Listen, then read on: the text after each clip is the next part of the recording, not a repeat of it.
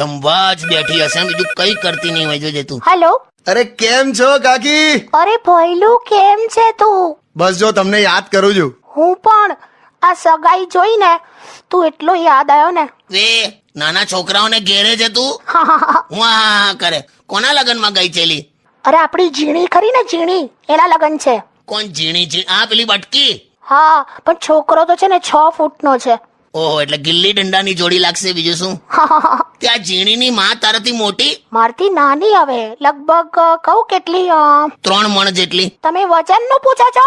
હું ઉંમરની વાત કરું છું, મારે વાત જ નથી કરી. જાઓ.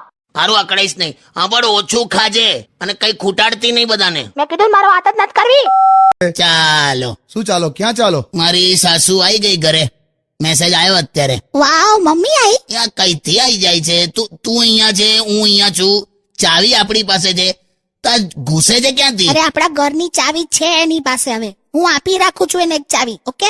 મને એ જ થયું કે આ બારીમાંથી તો ઘૂસી શકે એવું શરીર છે નહીં, કમ્પાઉન્ડના ગેટમાં ફસાઈ જાય ઘણી વાર. બસ હવે જોજે, સીધી રસોડામાં જશે ને ડબ્બા સાફ. મારી મમ્મી છે, એને જે કરવું હોય કરે. ઓકે. પણ યાર પાવડો લઈને આઈસ્ક્રીમ ખાવા બેસે છે. બહુ થયું હવે. કાકા શું બોલો છો? એ છે ને એ બટકી છે ને, આમ ગમે તે કઈ આમ સેટ જ થઈ જાય. શું બટકી? તે બટકી નહીં, આવડી અમતી છે. આધાર કાર્ડમાં પણ આખો ફોટો આવ્યો છે એનો. કશું બી ના બોલો. આટલા જાડા ચશ્મા છે એના. આમ બાટલીના તળિયા જેવા આવે ને, પેલા બિલોડી કાચ જેવા. એટલા જાડા કાચ છે? અરે એ ચશ્મા પહેરીને તું આમ જો ભારતનો નકશો ટેબલ પર મૂકીને જુએ ને એમ, તો તને નકશામાં. કિશોર કાકા, હું ક્યારનો કાકીની રાહ જોતો તો. કાકી, સવારથી કાકા સાથે વાત કરું છું અને શિયાળાના ગેરફાયદા સમજાવે છે. હમણાં મેં રોમેન્સની વાત કરી તો કેવું બધું ના હોય, જુઠ્ઠું હોય ને એવું બધું કહે છે. પણ તું કયા માણસ સામે રોમેન્સની વાત કરે? તું જુઓ તો કરો. તમે 2 જણ વાત કરો, માં વાત જ નહીં કરી. જો તો જો, બી રોમેન્ટિક ને. બે જાને બે. હમણાં તને કહું, આપણા રેડિયો સિટીના સાહેબ ખરા ને, એમણે ખરું કર્યું. શું? એમની સેક્રેટરીને છે ને સાહેબ બહુ ગમે છે, તો હમણાં અંદર ગઈ ને કેબિનમાં, તો સાહેબે એને પૂછ્યું કે એક્સક્યુઝ મી, કે તમે સાંજે 6 વાગ્યા પછી ફ્રી છો? તો પેલી શરમાઈ ગઈ તો કે યસ સર. તો સાહેબે બીજા 70 પાના ટાઈપ કરવા દીધા. બોલ. શું યાર? એટલે રોમેન્ટિક ના થવાય, બી પ્રેક્ટિકલ, કામ પહેલા જોવાનું. પણ શિયાળામાં કાકા તમે કાકી સાથે એકવાર તો રોમેન્ટિક સિચ્યુએશન કરો. તું શેનો એક્સાઇટ થઈ જાય? એટલે એક ટ્રાય કરો સિચ્યુએશન, એમ કઈક બોલો. ઓકે જાનું, બોલો. હું તારી પાસે આવું, તારી પાસે બેસું, કઈ બીજું નહીં પણ બસ તારી આંખમાં બોલો ને. સંતરાનું છોડું નીચવીને ભાગી જવું. છે ને. સોસાયટીના છોકરાઓ 4 સાડા 4 રમવા નીકળે ને, હા, ત્યાં શું કરે, ઘડિયાળ પેલા છોકરાઓના હાથમાં બાંધી દે અને બહાર નીકળી જાય. છોકરાઓના? હા બોલ. હવે છોકરું તો દોડા દોડ કરીને કલાકમાં 30,000 સ્ટેપ દોડી કાઢે. સાચી વાત છે. અને મને એમ થાય કે ક્યાં વાત છે, આટલું બધું આ ચાલે છે. કાકી તો તમે કઈ જતા રહેતા હતા? કશે નહીં હવે. હસીશ ના. શું કરે ખબર છે? છોકરાના હાથમાં બેલ્ટ પહેરાઈ, એ પાછી એની બેનપણી હાથે એક્ટિવા પર બેન પાણીપુરી ખાવા જાય. બોલ. અરે તો એમાં છે ને શું થયું તું? હસીશ, પેલા તો હસવાનું બંધ કર. ઓકે. જો એમાં મને એકચ્યુઅલી ડોક્ટરે એવું કીધેલું કે મને છે ને ડિહાઇડ્રેશનનો પ્રોબ્લેમ છે, એટલે મારે પાણી વધારે પીવાનું એમ. પાણીપુરીનું પાણી કીધેલું? અરે કઈ નહીં, હવે જવા દો. સિરિયસ જ નથી ને? પણ જો સાંભળો, હવે છે ને આપણે જે પેલું સિંગનું તેલ ખાઈએ છે ને, સિંગ તેલ, એ હવે મેં બંધ જ કરી નાખ્યું છે. હવે મેં પેલું મંગાવ્યું છે આપણે પરસોનું તેલ. પરસોનું તેલ ને? અને કિશોર કાકા, આ વખતે યુટ્યુબ પર કોઈએ કાકીને સવાલ કર્યો છે. હા પણ લે. હા, હવે કિશન વૈદ્ય એમ કે છે કે કાકીને જોક સ્ટુડિયોમાં સાંભળ્યા પછી એવું લાગે છે કે કાકી આમ બહુ એન્ટરટેનિંગ છે, ફૂલ ઓફ લાઈફ છે, પણ ખરેખર તો બહુ ભક્તિવાળા છે. સાચી વાત છે કાકા? બિલકુલ સાચી વાત. ભક્તિવાળી તો છે તું. હર્ષ, પહેલી વાર મારા માટે કંઈક સારું બોલ્યા. હું નહીં, આ કિશન કે છે. એમની પણ તમે પણ હા પાડી ને. બાબા તું છે જ ભક્તિવાળી. આમાં શું છે, આનું પહેલેથી માહોલ કેવું, જો એના પપ્પા સાયકલ પર અગરબત્તી ધૂપ ને બધું વેચતા હતા ને. ઓય હું પપ્પાએ ક્યારે ધૂપ અગરબત્તી બધી વેચી? મને તો એવો જ ખ્યાલ છે.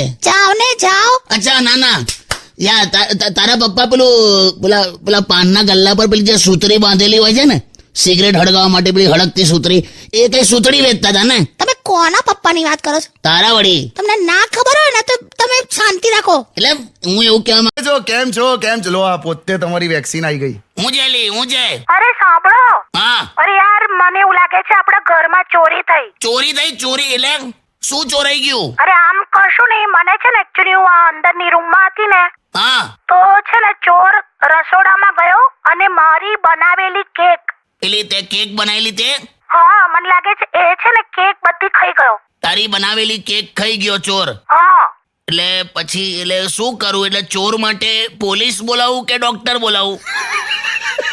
તમે છે ને સરખા જવાબ આપો. અલા પણ તો શું, પણ બીજું કશું ગયું ઘરમાંથી? ના બીજું કશું નહીં, ખાલી કેક ખાઈ ગયો. તો હસેલી હવે છોડ ને, એમાં પાક્કું ને બીજું કશું નથી ગયું ને?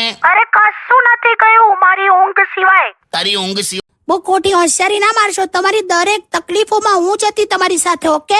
હા, એ તો હું ક્યાં ના પાડું છું, પણ તો પછી હું જયારે નોકરી કરતો હતો ત્યારે મને ખતરનાક એક્સિડન્ટ થયો, પગ તૂટી ગયેલો, ત્યારે પણ તું મારી સાથે ને સાથે હતી. તો પછી ઘરે પેલા વાયરિંગ નું રિપેરિંગ કરતો હતો એક વખત, તો તે એકદમ સ્વિચ ચાલુ કરી દીધેલી, મને કેવો શોર્ટ લાગેલો, દવાખાને ગયેલો ત્યારે પણ તું મારી સાથે ને સાથે હતી. તો પછી દિવાળીમાં માળીએ ચડ્યો તો ત્યાંથી પડેલો, ફ્રેક્ચર થયેલું, ત્યારે પણ તું મારી સાથે ને સાથે હતી થ્રુ આઉટ એમ. તો પછી ટૂંકમાં મારા દરેક ખરાબ ઇન્સિડન્ટમાં તું સાથે ને સાથે જ હતી. તો પછી એટલે કદાચ તું જ પનોતી છે એમ મને સતત વિચાર આવે છે એમ. છે ને હા, તમારું શું કરું?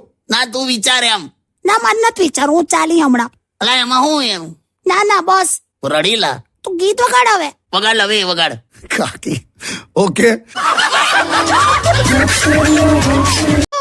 આઈ ખોલા ને તો કોઠી બોમ્બ જેવી પાછળથી ફાટશે. કેમ છો કાકી? હું તો મજામાં જ છું.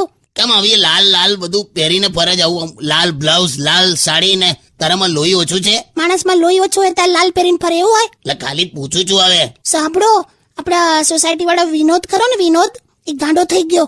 ખબર છે, તો એની વાઈફને પ્રેમ કરતો તો, બિચારી મરી ગઈ એટલે ગાંડો થઈ ગયો. અરે તો બીજા લગ્ન કરી લે. એટલો ગાંડો નહીં થયો ભાઈ કે બીજા કરે. આમે તમે પુરુષો છે ને લગ્ન કર્યા પછી પાછળથી બદલાઈ જ જાવ છો. તે બધે એવું જ વાયલી આવે. લગ્ન કર્યાના શરૂઆતના વર્ષો જ હારા હોય, સૌથી હારા મારા. બાકી તે વખત કેવું થાય ખબર છે આપણને કે જાનું તું નહીં તો હું નહીં, હું નહીં તો તું નહીં. અને અત્યારે એવું થાય છે કે કાંક તો એની માને તું નહીં, કાંક તો હું નહીં. અરે એવું જ હોય તો આઈ જાવ પછી મેદાનમાં. એટલે હું તો આને લાવો અકમ બોઇલર ફાટ્યું. ના ના તમે બોલો છો ને, કાંક તો તું નહીં, કાંક તો હું નહીં, હવે જોઈ લો. એટલે ભાઈ આ ગાડીનું બોનેટ ખોલીને કુલન્ટ પીવડાયા ને.